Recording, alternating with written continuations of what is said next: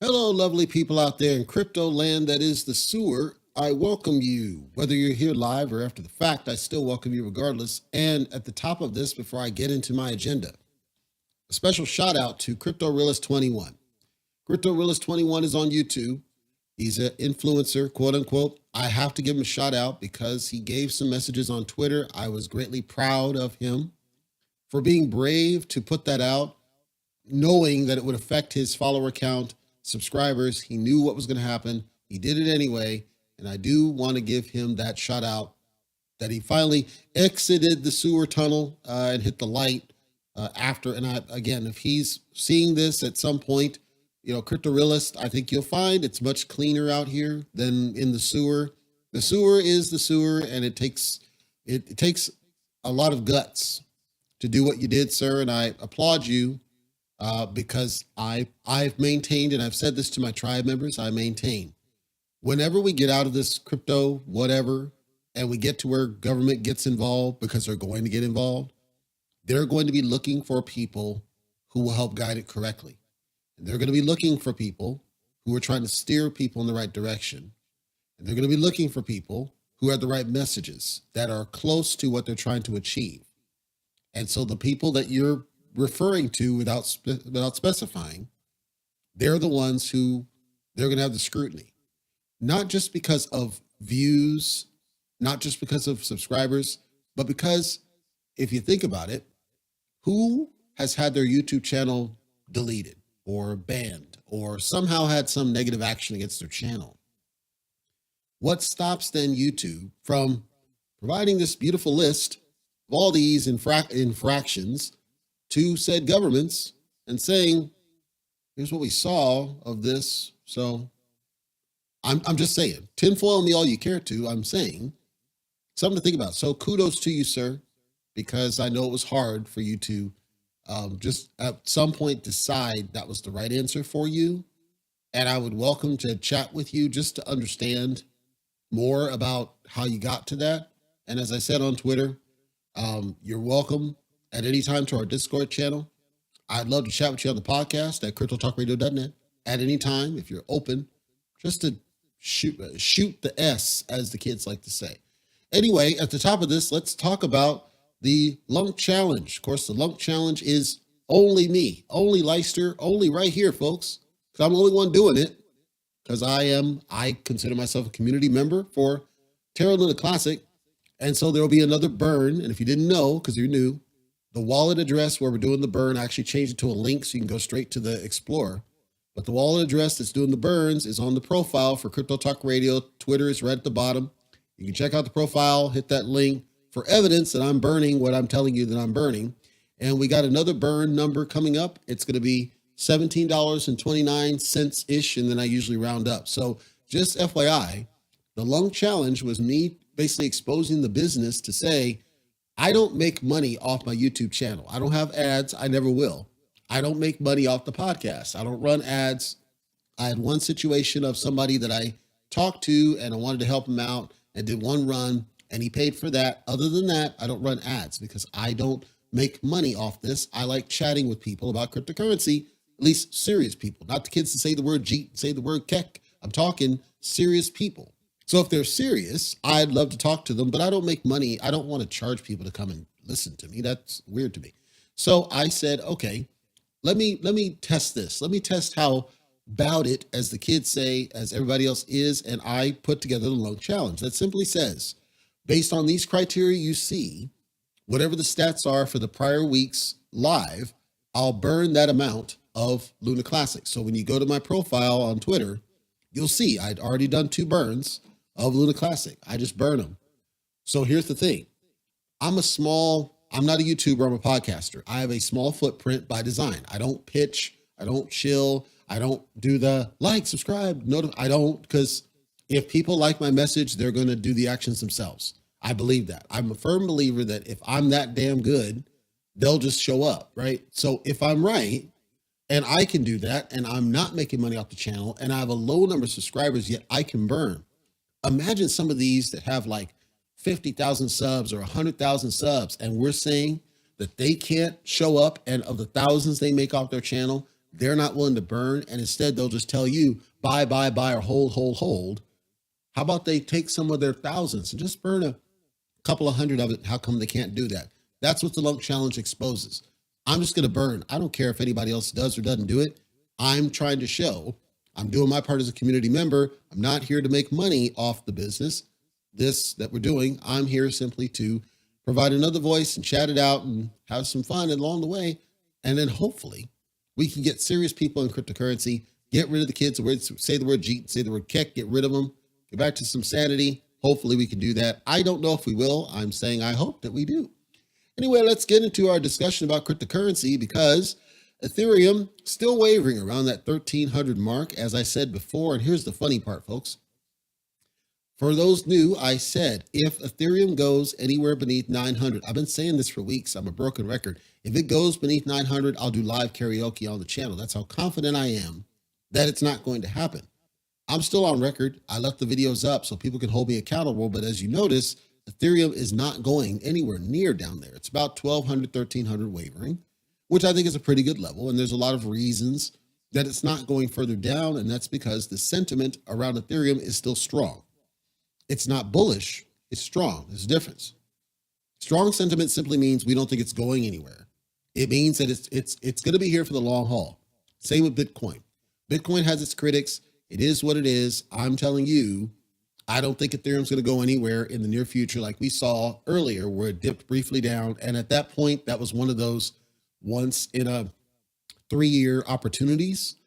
And I said at the time, if you want to get into core coins, when it dropped to like 900 something dollars, I said it might make sense to just get some now, because I don't think we'll see these prices again.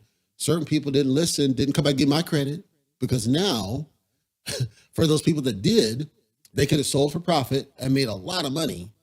And instead, what we're seeing is people jumping into garbage left, garbage right, garbage up, and garbage down. Doge chain, garbage, and yet it's pumping again because people are jumping to garbage.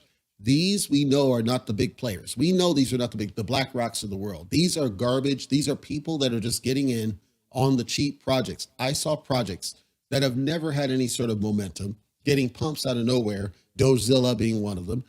Doge chain, garbage. ApeCoin's garbage. The garbage. They're going after garbage. The cheap garbage. That's what they're going after. Okay, I don't support it. If they want to gamble, I celebrate them. I respect them, whatever, to gamble.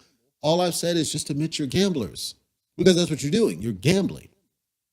This goes back to my shout out about Crypto Realist, because in what he's talking about, some of his messages are around exit liquidity. And I'm going to explain to you what exit liquidity core means. Exit liquidity means that at some point, a project is pumping, right? And then it's going to crap. Almost all of them to a T have that same pattern. Shib had the pattern, Saitama had the pattern, Keisha had the pattern, Floki had the pattern.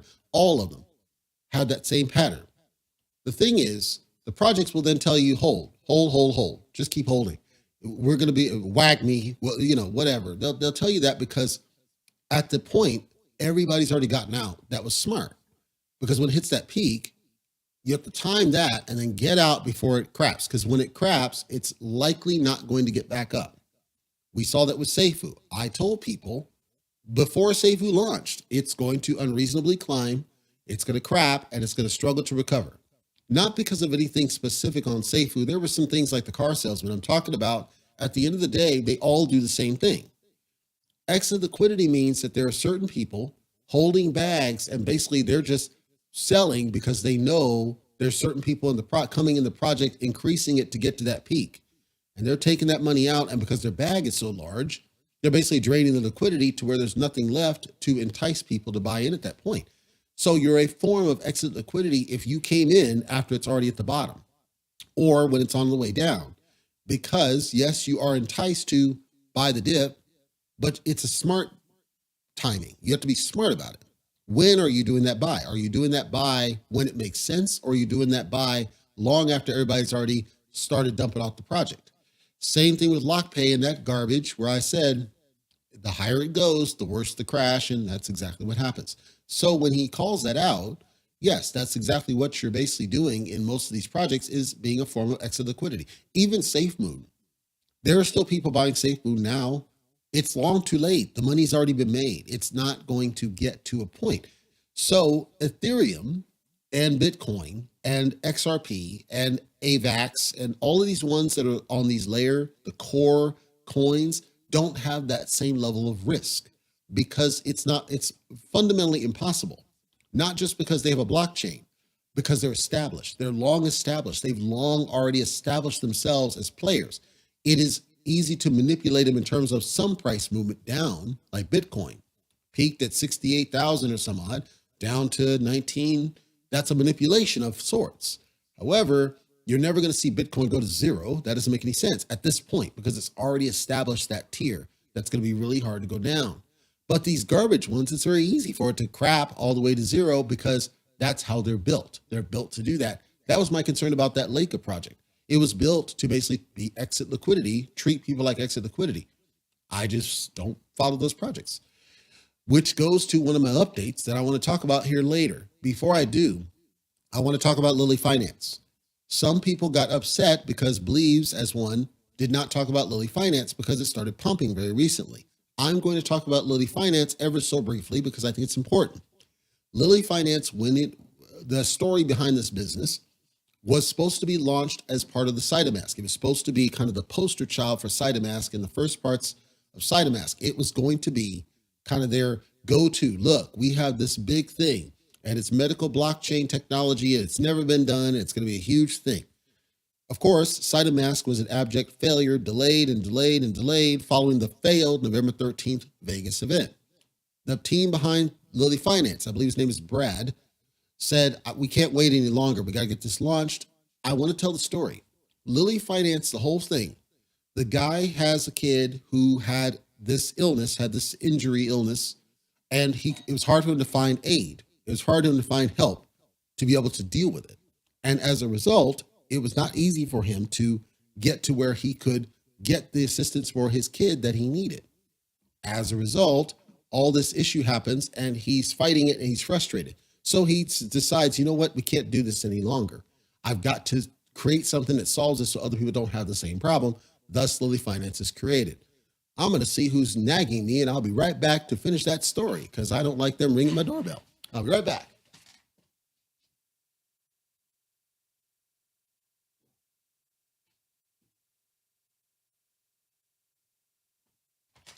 All right, cool. Just Amazon. I can deal with Amazon. So he creates this Lilly Finance to help other people not deal with the same nonsense that he had to deal with for his kid. All of a sudden, there's this, I'll even describe it as FUD, where people are making up stories and they contact the guy's ex-wife. The guy's ex-wife says, he's scamming people, he's this. Does this sound familiar? Because Russ's now ex-wife, the cult leader on Saitama, is now saying the same thing. He's scamming people, scorned woman makes up stories to, do this. Don't you find that funny that Russ, he was involved in the initial formations of Lilly Finance. Russ failed because of the Cytomask screw up. Now you have Lilly Finance. Brad, I believe, says, okay, I'm doing this because I don't want other people to have this problem. Wife of Brad comes out, says, no, he's scamming people. Ex-wife of Russ says, no, he's scamming people. Don't you find that kind of shady that these ex-wives just say the same thing for the same reasons? Anyway, so then Lilly Finance launches. It's a catastrophe. They rushed it out. Del Crypto, aka Del Rugpull, is involved and he has major bags. The contract for this business got leaked. So they were able to get in early and they dumped major amounts of bags on people.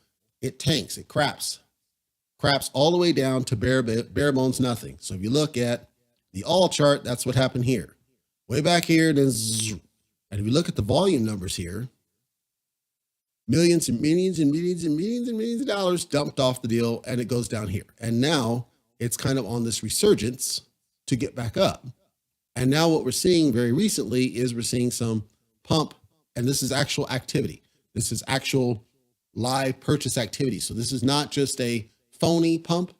The reason I'm calling this out, some of the FUD around this and the reason it took so long to get back up is because the wife, the scorned woman, said that he was trying to take the money for the daughter when the daughter had already recovered. The thing is, I read the white paper. I looked at the site at the time. I looked at all the data and scrutinized it. At no point did he say, I'm doing this for my kid. He said, I'm doing this because my kid went through it and I don't want others to go through the same. That's all factual. There actually are other kids that have been helped by what this is doing. So in that form, it's legit. The other piece was, well, Brad has this criminal activity and he was investigated for fraud and all this other stuff, just like the cult leader on Saitama. All that is actual factual. It is not specific to Lilly Finance. So now anybody that's considering Lilly Finance because of the pumps needs to make a decision on your own. If you are one of those who trusted the cult leader on Saitama, irrespective of the fact that he has fraud charges against him, then I question why you would criticize Brad on Lilly Finance for having charges why did you trust the Saitama cult leader over here, but you don't trust this over here? This goes to the confirmation bias I talked about in the video before, and I actually had somebody say, guy doesn't know what he's talking about, deep. Of course, this is a failure of our education system to teach people correctly because the definition of confirmation bias is exactly what I described in that video.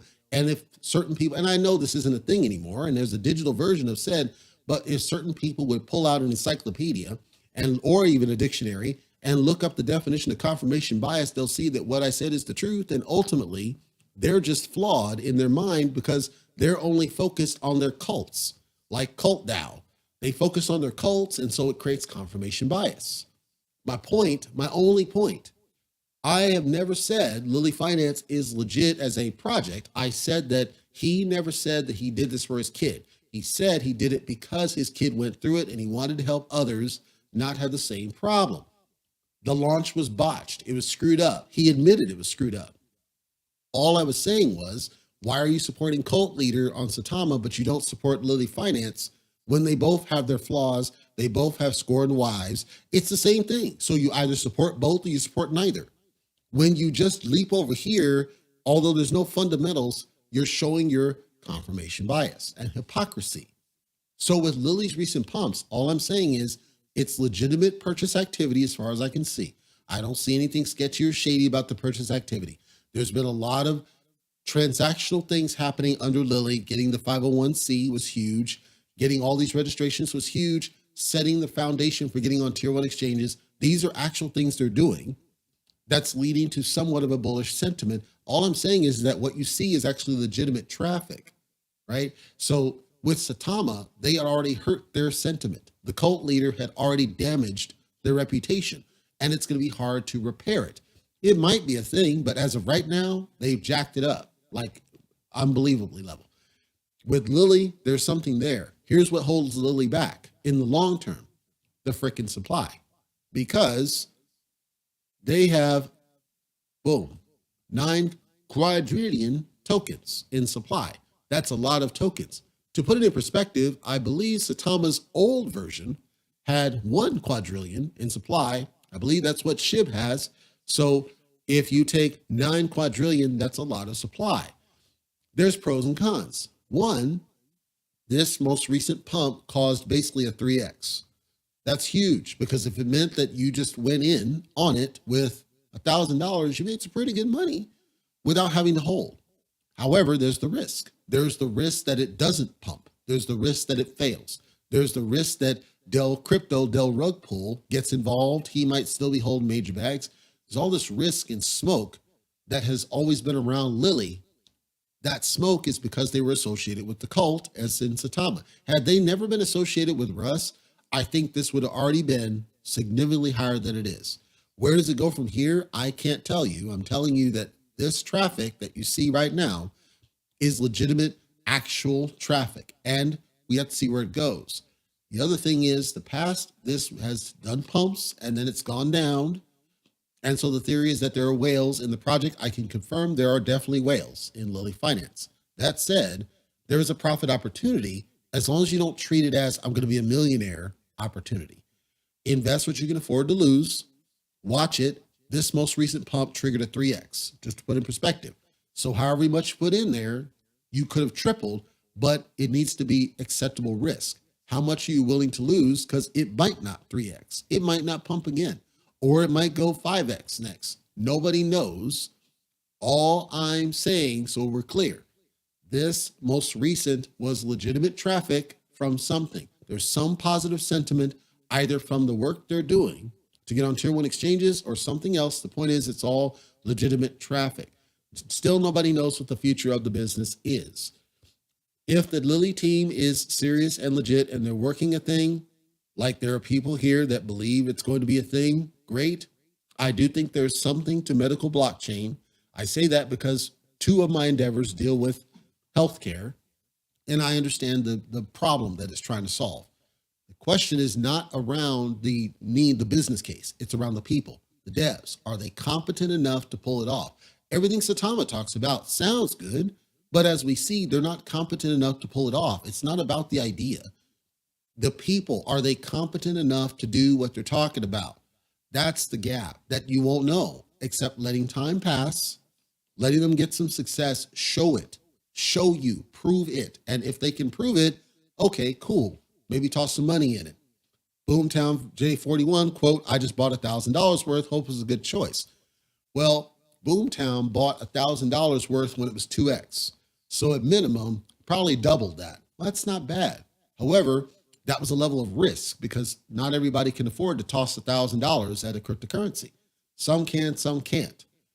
You got to make up your own mind. And I'm not telling you whether to do or not. I'm saying it's around the people and watching the project, and they've got to prove something. They got to show you something. I happen to know that Lilly Finance is doing something. Have they executed everything? No. And time has to pass before we really know where they're going. Speaking of doing something, let's talk briefly about Luna Classic, Terra Luna Classic, because I have concerns. The concerns are not about the project. The concerns are around the same thing it always is, which is around the community. The Terra Luna Classic, the whole phenom is organic. Even now, it's organic. There's no true fundamental behind Terra Luna Classic. It's all organic sentiment hopium today. And a lot of that hopium has been raised by certain influencers telling you to keep buying into the thing and buying into the thing and buying into the thing. And this is less about utility than it is around hopium. The hopium is people telling you it's going to go 10 cents, doot, doot, doot, it's going to go a penny, doot, doot, go to $1, doot, doot, doot. That's where that's coming from. And it's based on the fact that it's already been there. It's based on the fact it got as high as $100. However, that was under supply that was much more constrained than what it is right now.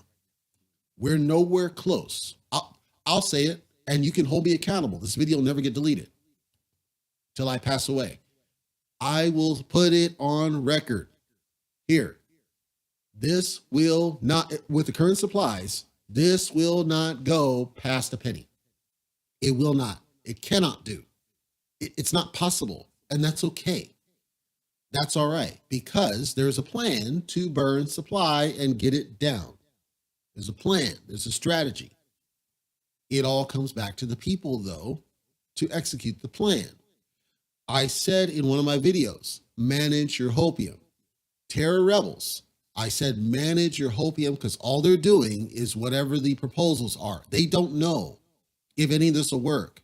And they're kind of spitballing stuff out there, which I frankly think is bad, but that's all they can do right now. Here's the thing.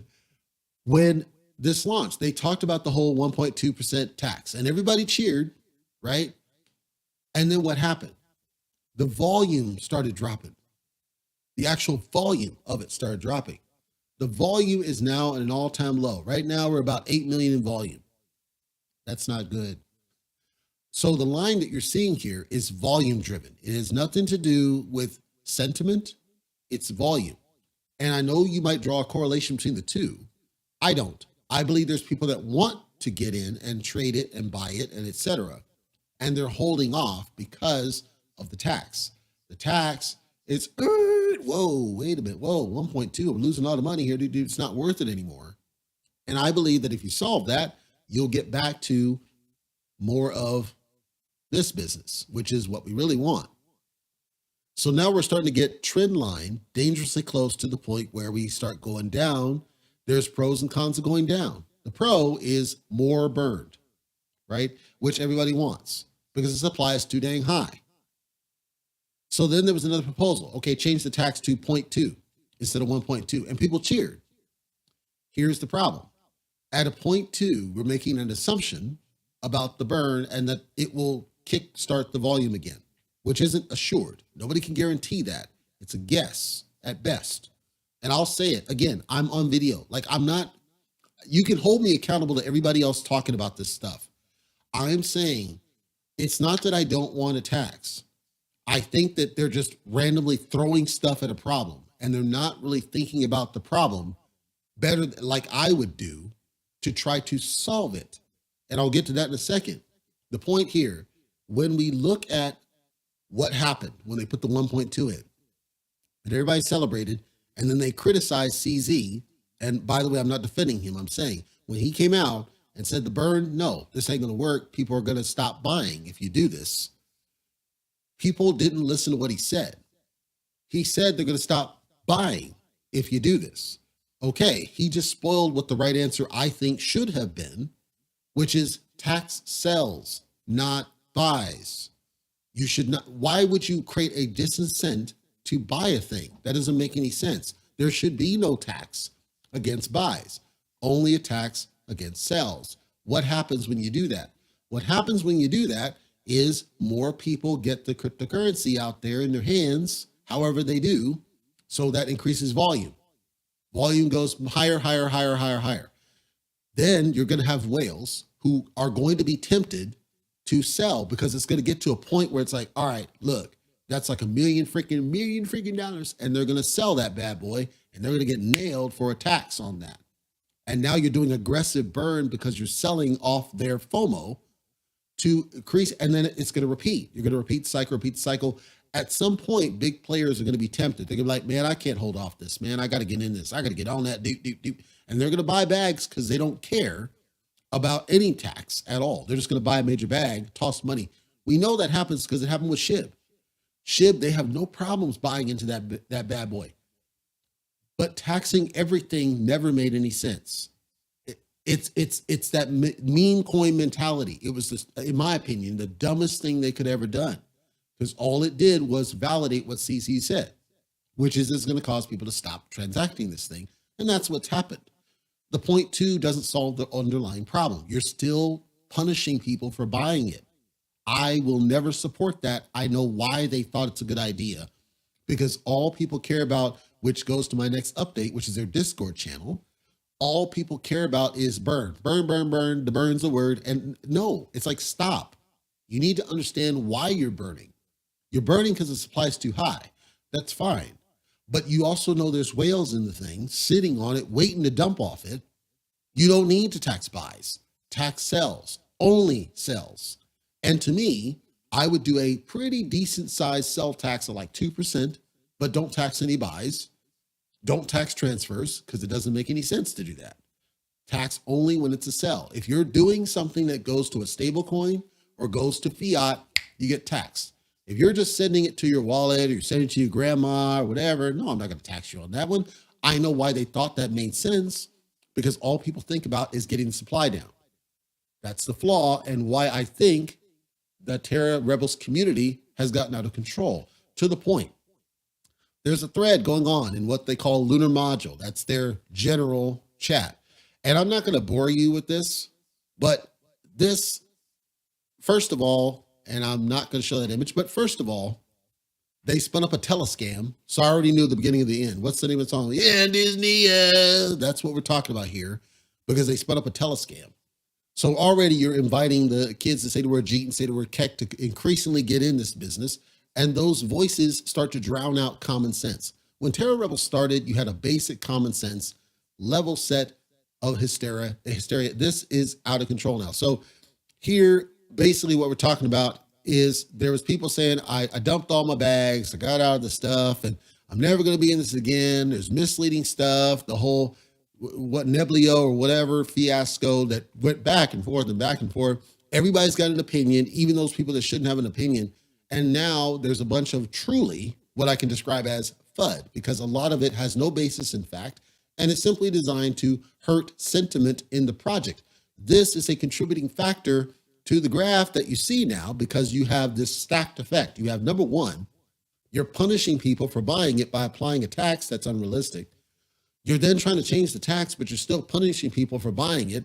And then you get this garbage going on in the existing Discord people know about. And then certain influencers take this information, put out a video with a fake thumbnail going like that garbage that's telling people that Terra Rebels is falling and Do Kwon, aka Do Rug Pull's involved. And they create all this noise.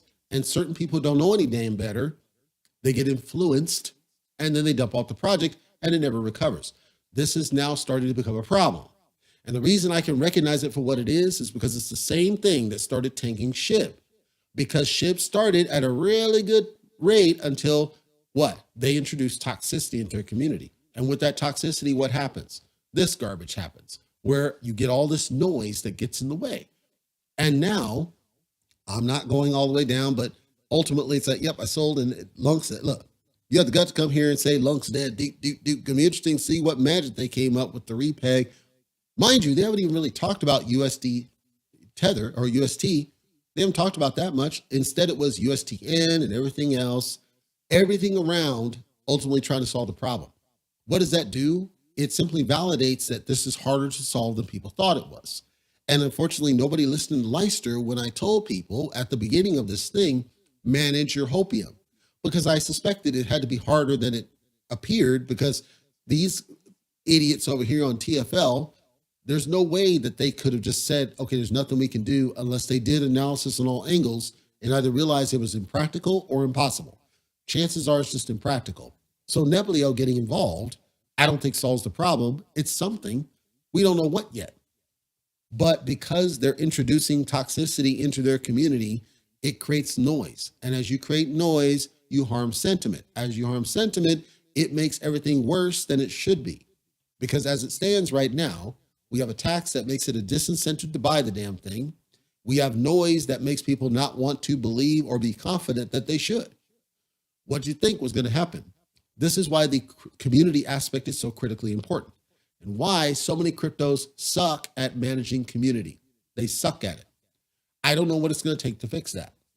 Honestly, all I'm saying is this is proof positive. Community has always been the key, number one. If you cannot manage your community and manage toxicity and get rid of the garbage, this is what you end up with. And people who don't manage their hopium, and influencers who frankly lie to the people that follow them. And then, by the way, charge them for the privilege of lying to them. I'm just saying. Parabolic token. I did a video called My Fave 5. And I covered 5 projects that I like them. I like the devs, I like the project, I like the code. There's something about them that I like. Parabolic was one of my fave 5s. I have not followed Parabolic heavily. I watch it at a distance because I wanted to see what they were going to do with the game. They introduced cross-chain, which I think was their death knell. When they introduced the cross-chain, I knew they were planning to do it. I was celebrating if they could do it right. But what we're seeing is that more projects that do the cross-chain and the bridges and everything else, whatever reason, it introduces risk. And something seems to go catastrophically wrong every time they do. Parabolic, roughly around the end of September-ish, and I didn't know this, I learned this after the fact, they had released a game months ago. Pretty fun game, and you could earn the Parabolic token. Their contract does a true burn, as in it's a true destruction of the token. So the supply was just going down. And so that gave me a bullish sentiment. Their devs are reasonably nice people. I thought the world of them, at least as I talked to them. And I was watching and kind of cheering them on, but they were taking a very cautious approach. They said, we don't know what this is going to be. We're going to take a cautious approach. Turns out they had contracted out to somebody else to build the game. And somebody apparently found out that in the game, they built an exploit, this third-party developer. It's the same thing that just happened with this business on ShadowFi. They contracted out to somebody else. That somebody else basically puts a hoop in there and exploits the contract. And so what they did is they took the game offline when they found this business, and then they were already in the process of building up 3 other tokens. And so they said, we're going to transition you over to this Mind Music, which is to support artists. they decided to build the airdrop in a way that would be beneficial as an apology that this happened. So basically, it's like double what you would have had over here on this new token project. I'm calling it to attention because I had not followed it deeply, and then I saw that they're forcing you to tell a scam, which really disappointed me because they weren't doing that before. To FYI, if anybody was following my Fave 5 and took a look at it and had bought into it, and you didn't know that this migration is going to happen, basically the 31st of October is the deadline for this. They did set up a forum. The forum is basically a request form to request the new tokens, and then they'll get you the new tokens on this one if you want to take a look at it. And I'm only sharing this because if you bought in as a result of us talking about it, I wanted you to be aware this is out there in case you wanted to do the migration. I don't fault them because outsourcing the development of things is normal. What I'm disappointed more about is the fact that they're forcing a telescan, number one, about this communication. Number two, I felt they were really good people, the devs, the admins, everybody. I thought were really good people.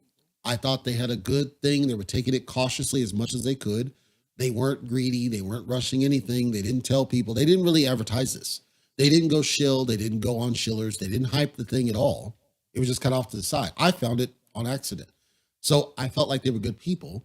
And I'm disappointed that all because of a game that was kind of their vision, all because of that, it basically tanked what could have been a really good project. And then this new one has an extremely aggressive supply. I want to say it's like in 1 quadrillion or something, whereas Parabolic only had like 1 trillion total. So then with the burn mechanic, the other one does have that, but it's nowhere near as aggressive in Parabolic. Parabolic was going to give you, it was going to get to $1 and more in some short time if it was done right, because the use of the game was contributing to the burn. So I'm disappointed in what the potential of this could have been. And at least they caught it early, and that's fine. And I wanted to share that in case somebody was in it, but I'm really not happy that this business happened because, again, I thought they were good people overall, and it is what it is. There's nothing we can really do about it now. With that, I'm going to go ahead and shut up and answer any questions that may be in our various chats. And of course, Twitch continues to be awesome, but I'll answer any questions in the chat. Welcome to Brad Watts if he's still here. Brad Watts has been a YouTube follower for a bit of a while.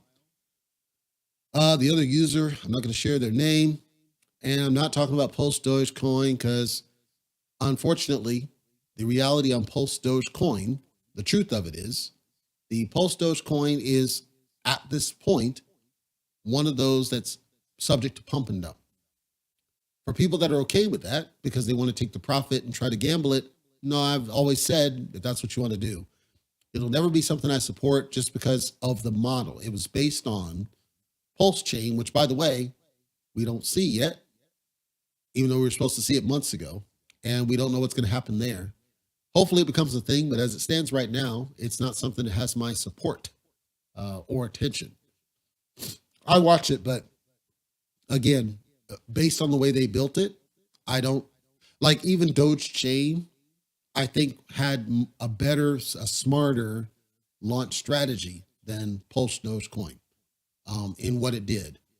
I think both, frankly, are not going to long term, but time will tell whether I get that right or wrong. And as far as Ethereum 6, of course, as we've frequently shown, Ethereum's nowhere close to $600 and hasn't gotten anywhere close to 900 again since that first drop. So time will tell if I get that right. And again, I've always said, if it gets below 900, I'll do karaoke live on the YouTube channel because I don't believe that it will. But time will tell. Any other questions, comments for the live? Before I wrap up and get that box they left out there. I don't know exactly what that is.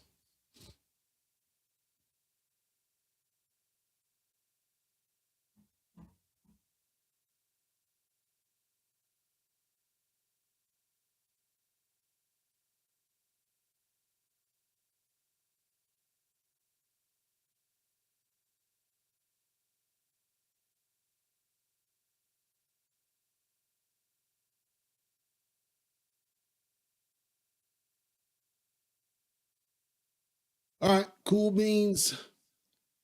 If you think of something after the fact, leave a comment down below once this posts.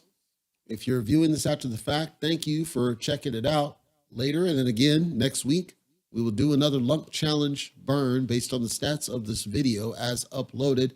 And once again, if Crypto Realist did decide to stop by and hear this, shout out and welcome to the light.